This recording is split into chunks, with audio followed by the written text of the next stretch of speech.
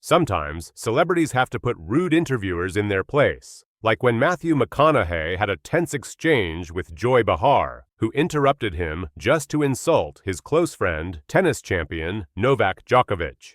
I was happy to be in his box, got to sit behind his parents. Behar interjected, "I believe he's an anti-vaxxer," souring the moment. Which was really awesome to see them when he brings them up and where they started. Isn't he an anti-vaxxer? An anti-vaxxer? I believe so, yeah. Just saying. Things only got more uncomfortable when Behar brought up McConaughey's rumored political ambitions, nearly throwing his potential campaign off track. Do I think I could get elected in Texas being anti-gun? One thing about if me in politics is to give you a direct statement right there is be playing a game that I'm not interested in playing. Okay, to give you a direct statement right there. From that moment, McConaughey's frustration became evident, much like Tom Cruise's unmistakable reaction when an interviewer crossed a line, probing into his recent divorce from actress Nicole Kidman. Was Nicole the love of your life? What do you mean, Peter? You were married for 10 years? Listen, we raised children. Cruise replied, clearly trying to keep his composure. But after failing to read the room, the interviewer pushed further. And do you have a relationship where you talk, it's a parenting relationship, and talk professionally about each other's work? Listen, here's the thing, Peter. Yeah. You're stepping over a line now. You're stepping over a line. You know you are. I suppose they're questions, though, that people want to know. Peter, you want to know. Take responsibility for what you want to know. Don't say what other people. This is a conversation that I'm having with you right now. You're right. Okay, so I'm just telling you right now, okay? Just put your manners back in. Nevertheless, few celebrities have endured more public humiliation than Lindsay Lohan during her widely criticized interview with David Letterman. What was meant to be a promotional appearance for her upcoming movie quickly turned uncomfortable when Letterman began mocking her personal and legal troubles. How will this time be different? What are they rehabbing, first of all? What is on their list? What are they going to work on when you walk through the door? Visibly blindsided, Lohan reminded him, "We didn't discuss this in the pre-interview." No. Despite her efforts to steer the conversation back to the movie, Letterman persisted with the jabs. Lohan, trying to stay composed, urged him. You go to the rehab, what do they do? We have to work here for a movie. We have to what? Let's stay on the positive. Oh, aside from that side of the positive. Yeah, all right. Come on now. But the damage had been done.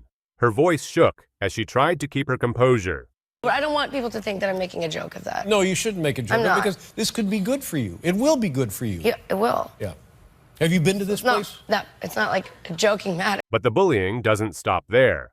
Actor Jonah Hill has been subjected to years of cruel jokes about his appearance during interviews, many of which crossed the line from humor into outright humiliation. In one instance, an interviewer bluntly asked, "Jonah, do you think it's important to be unattractive to be funny?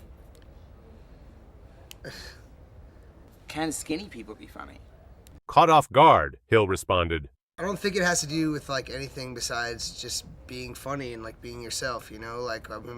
In another interview, the questions turned even more cutting. That guy in Hollywood still, or is everybody look at you and they're like, "Oh wow, this is great, now you're healthy"? Do you have any other questions that are smart? The jabs didn't stop at his body. One host even commented, First of all, you smell good, which is surprising. Hill, clearly exhausted by the constant belittlement, replied, Why is that surprising? I don't know. I just wouldn't think of a guy who would have a nice scent on, and it That's seems such a I'm gonna really work hard to not take that as a shot. You know what I mean? Because I think you would smell nice. No, but I don't have. Let's dissect that. On. No. Let's go back. Okay, let's go back. Yeah. Despite his success, Hill has often had to defend his dignity in situations that should have celebrated his talent, not targeted his self-worth. Similarly, Mad Men star Christina Hendricks has long expressed frustration with interviewers who fixate on her body rather than her talent. In one particularly uncomfortable interview, she was clearly caught off guard when asked, "You have been an inspiration as a full-figured woman. What is the most inspiring story that you can remember where you've inspired someone?" Visibly uneasy, Hendricks hesitated before responding. I don't know.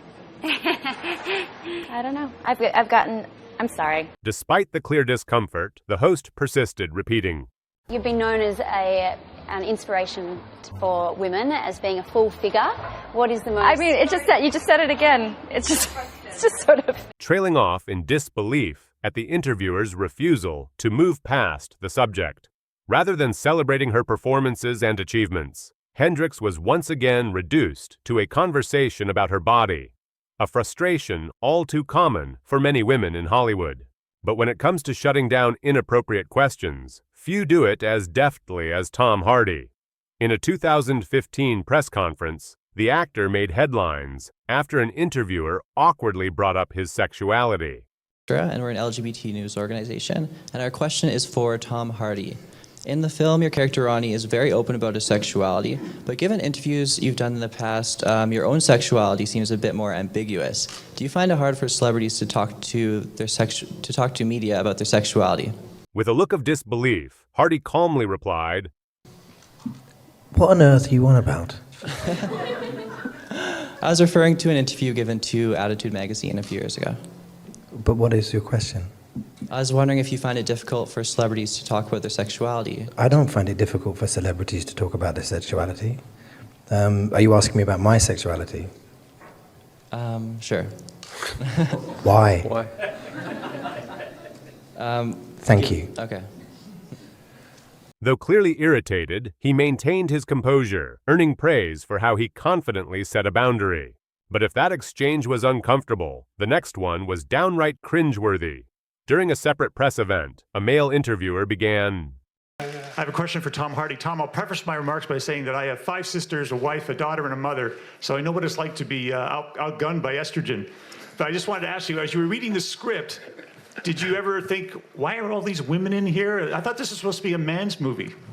Without missing a beat, Hardy answered plainly, No. Not for 1 minute. You know what I mean? That's kind of obvious. But but also in reference to the concept of having a script, that would have been nice as well. So that was also that was more of a concern to me. Yeah, that was a luxury we didn't have. His sharp response quickly shut down the sexist premise and left no room for argument. Hardy's Dark Knight Rises co-star, Anne Hathaway, also had to put a rude reporter in their place after they fixated on her physical appearance. You are in phenomenal shape. Thank you. You're very gracious. You're always in great shape, but you had to make sure you were in perfect shape for this one, didn't you? Hathaway, maintaining her composure, responded pointedly. It wasn't about being in perfect shape. It was about being able to do the stunts and the fighting perfectly. Still, the reporter wouldn't let it go.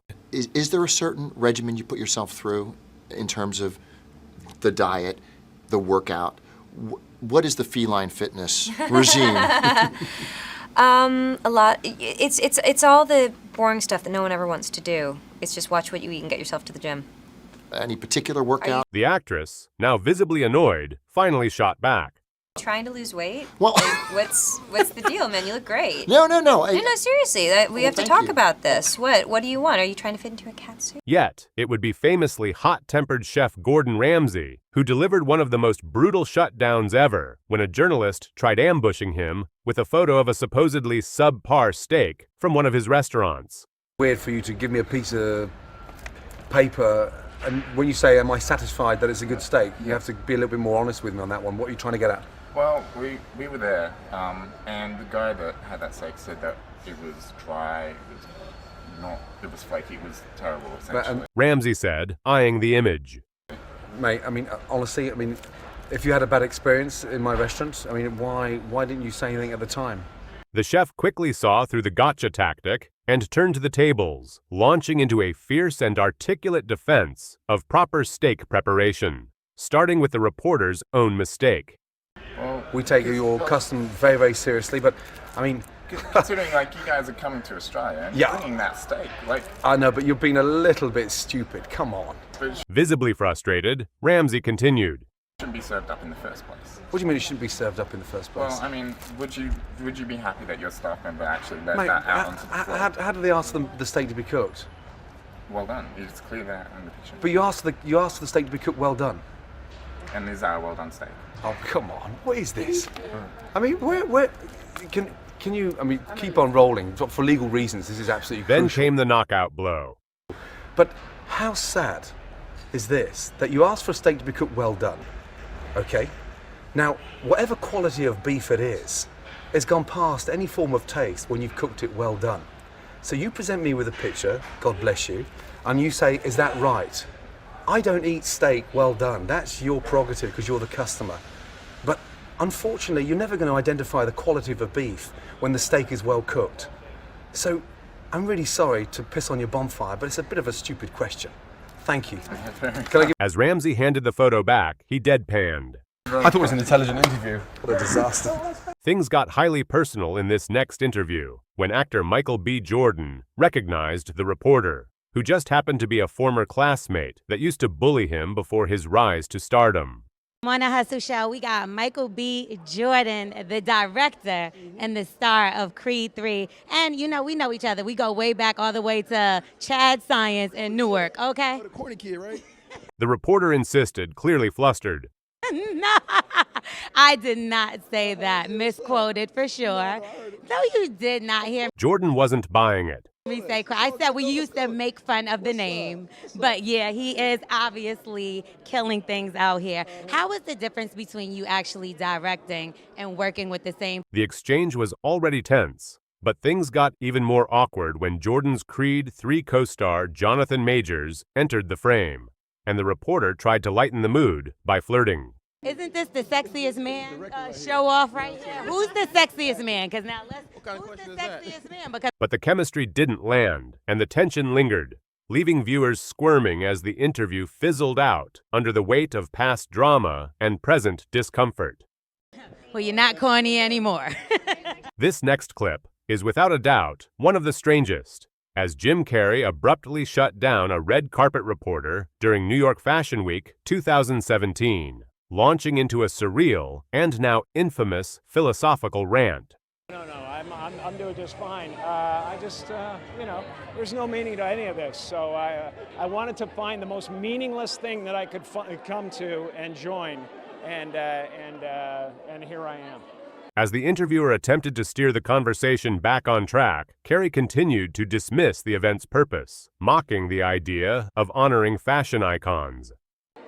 They're celebrating. I mean, you got to admit it's completely meaningless. Well, they say they're celebrating icons inside. Celebrating Do you believe icons, in boy, that is just the absolute lowest aiming, you know, possibility that we could come up with. It's like icons. Do you believe in icons? While the exchange left the interviewer stunned, Carrey later explained that the incident was the result of an existential crisis he'd been experiencing. Yeah, no, I don't believe in icons. I don't believe in personalities. I believe that peace lies beyond personality, beyond the red S that you wear on your chest that makes bullets bounce off. When pressed about real-world events, he replied simply, No, I didn't that an get dressed accident? up. I didn't get dressed up. Who did? There is no me. There's no you. No. We're not here. This is a dream. There's just things happening.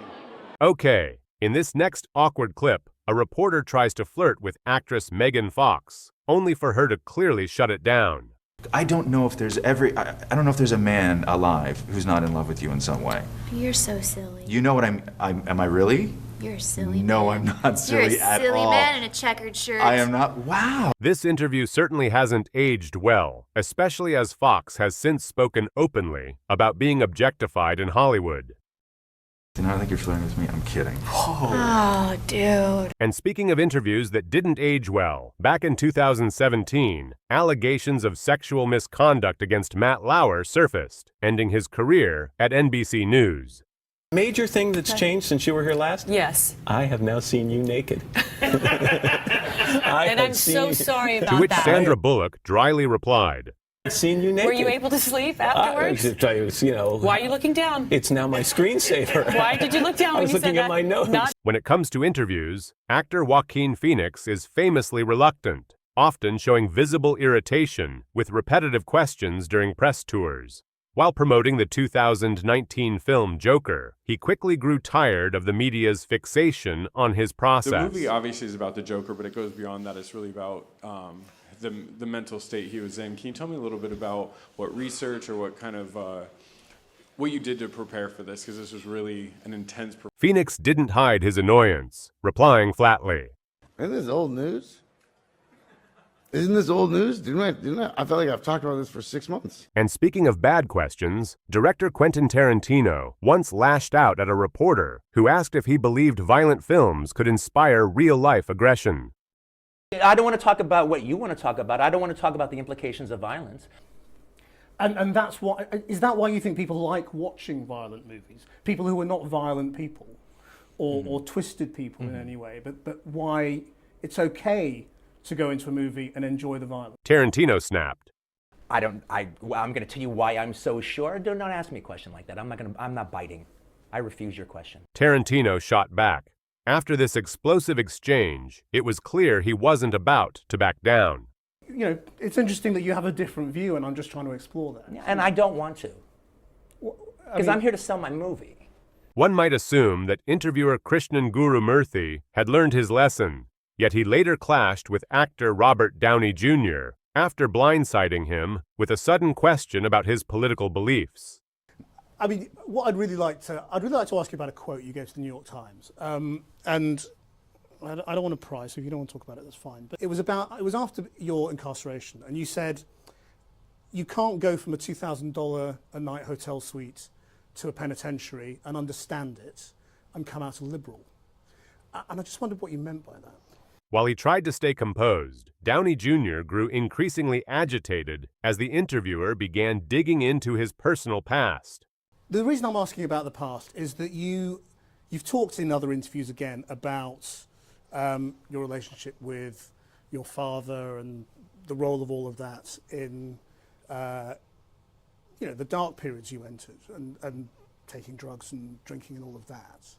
And I just wondered whether you think you're free of all of that, or whether that's still something. I'm sorry, I really don't. What are we doing? Well, I'm just asking questions, that's all. Right. I mean, Bye. Downey Jr. would later slam the host, calling him a bottom feeder and adding, "We're promoting Avengers. A lot of kids are going to see this. This has nothing to do with your creepy dark agenda that I suddenly feel ashamed for entertaining."